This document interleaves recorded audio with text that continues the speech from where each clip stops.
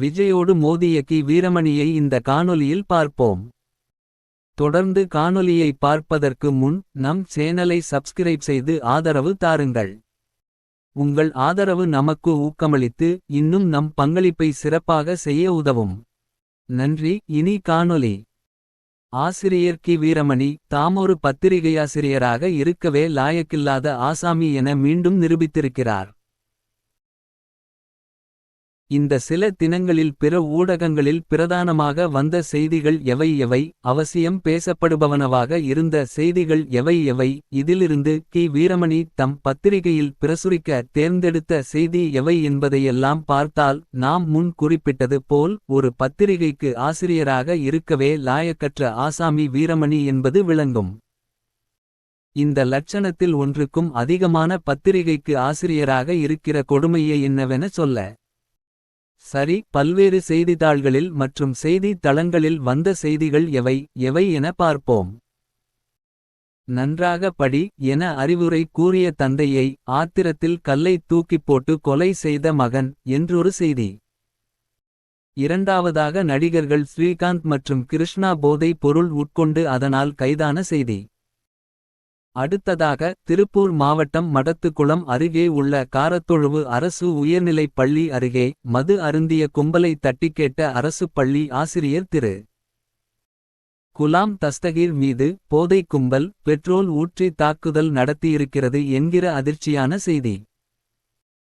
இதைவிட இன்னுமொரு அதிர்ச்சியான செய்தி, பெண் வழக்குரைஞருக்கு பாலியல் தொல்லை தந்ததால் நீதிபதி தோவு பயிற்சி மைய இயக்குனர் கைது செய்யப்பட்டுள்ளார். வழக்குரைஞருக்கு சகநீதி காப்பாளர்களால் பாலியல் வன்கொடுமை.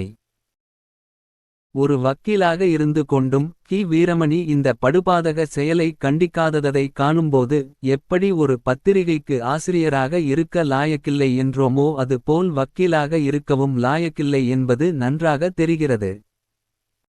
சென்னை வேளச்சேரி அம்பிகா தெருவில் தனியார் உரிமையியல் நீதிபதி தோவு பயிற்சி மையம் உள்ளது.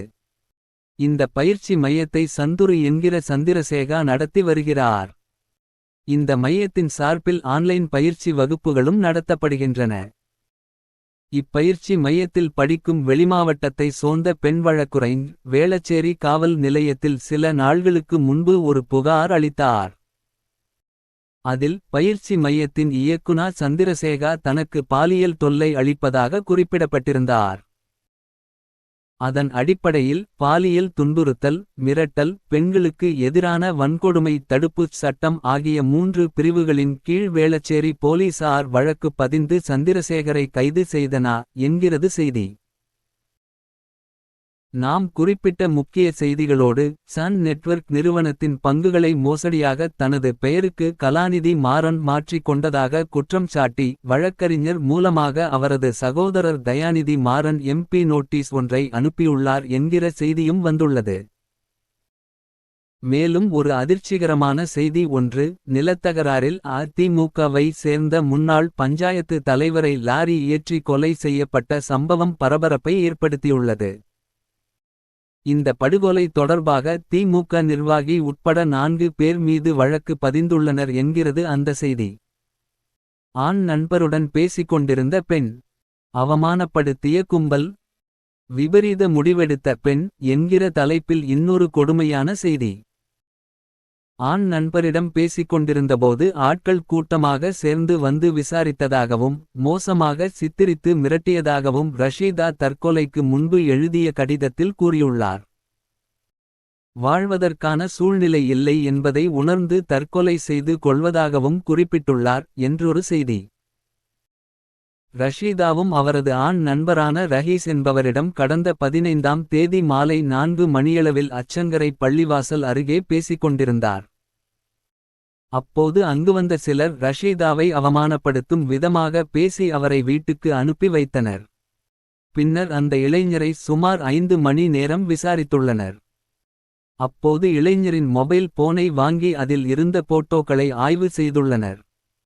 மேலும் ரஷீதா மற்றும் ரஹீம் ஆகியோரின் வீட்டில் இருந்து ஆட்களை வரவழைத்து பேசி அனுப்பி உள்ளனர். இதனால் மனம் உடைந்த ரஷீதா வீட்டில் கடிதம் எழுதி வைத்துவிட்டு தூக்குப்போட்டு தற்கொலை செய்து கொண்டார். போலீசார் விசாரணை நடத்தி SDPI நிர்வாகிகள் 3 பேரை கைது செய்தனர் என்கிறது அந்த செய்தி.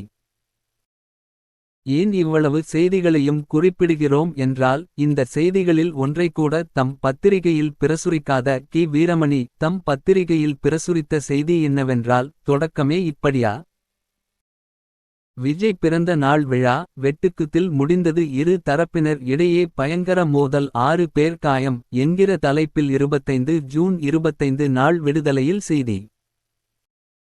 எந்த செய்தியை பிரசுரிக்க வேண்டும், எந்த செய்தியை முதன்மையாக கருத வேண்டியதில்லை என்கிற எந்த அடிப்படை அறிவுமில்லாததால் தானே ஒரு நடிகனின் ரசிகர்கள் அடித்து கொண்ட செய்தியை பிரசுரித்திருக்கிறார்கள். விஜய் கட்சி ஆரம்பித்ததாலா இந்த கடுப்பு? வக்கீலாக இருக்கிற கி. வீரமணிக்கு சக வழக்குரைஞராக இருக்கிற ஒரு பெண்மணிக்கு நேர்ந்த பாலியல் வன்கொடுமை செய்தியை கேட்டு கோபம் வரவில்லை. ஒரு நடிகனின் ரசிகர்கள் தங்களுக்குள் அடித்து கொண்டது தான் பெரிதாக தெரிந்துள்ளது. ஒரு அமைப்பு, இயக்கம் என இருந்தால் இத்தகைய அடிதடிகள் சகஜம்தான். உதாரணத்திற்கு சொல்ல வேண்டுமென்றால் திராவிடர் கழகத்தையே சொல்லலாம்.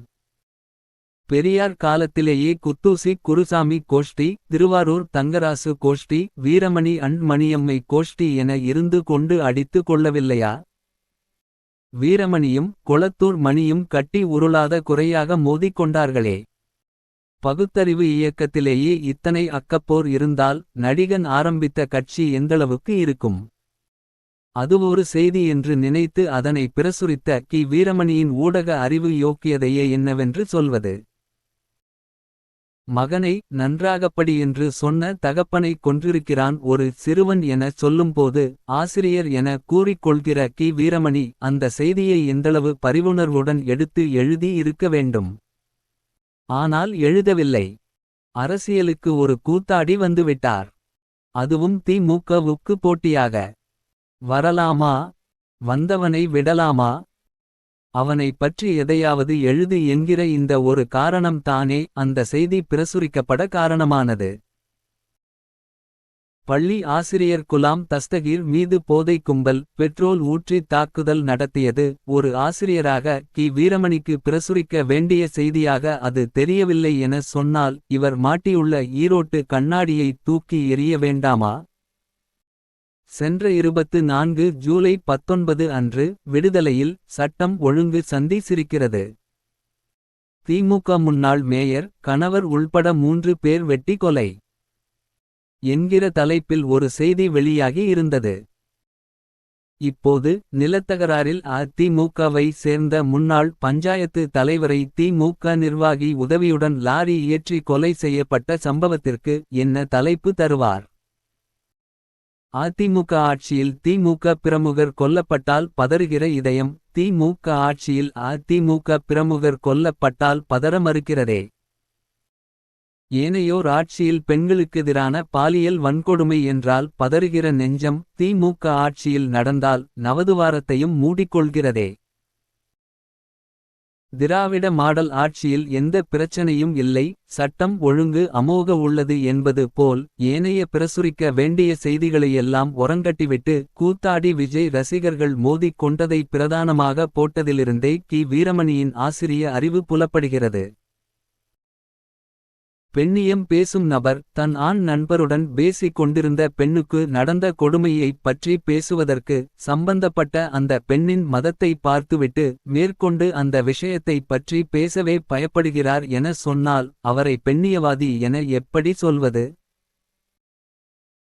முன்பொரு முறை ராஜஸ்தானில் ஒரு இந்து பெண் ஒரு முஸ்லிம் நண்பருடன் ஹோட்டலில் தங்க அறை கேட்டு இருவேறு மதம் என காரணங்காட்டி அவர்களுக்கு அறை மறுக்கப்பட்டபோது ஒரு முஸ்லிம் ஆணுடன் தங்க அறை தர மறுத்த ஹோட்டல் நிர்வாகத்தை கண்டித்து விடுதலை தலையங்கமே எழுதியது. அந்த விடுதலை தான் தற்போதைய செய்தியை பார்த்து அறிவுக்குருடனாக ஊமையாக உள்ளது. உண்மையில் விடுதலை நாம் குறிப்பிட்ட எந்த செய்தியையுமே சமூக அக்கறையுடன் வெளியிட லாயக்கில்லாத பத்திரிகை தான். இந்த உண்மையை விடுதலையே ஆசிரியர் கி. வீரமணியே உணர்ந்ததாலோ என்னவோ விஜய் செய்தியோடு தம் மேதா விலாசத்தை காட்டுவதை நிறுத்திக் கொண்டது. திரும்பவும் சொல்லத்தான் வேண்டியுள்ளது, ஒரு பத்திரிகை ஆசிரியராக இருக்கவே லாயக்கற்ற ஆசாமி தான் என. இல்லையெனில் இவ்வாறாக பிரசுரிக்க வேண்டிய செய்திகளை மறைப்பாரா.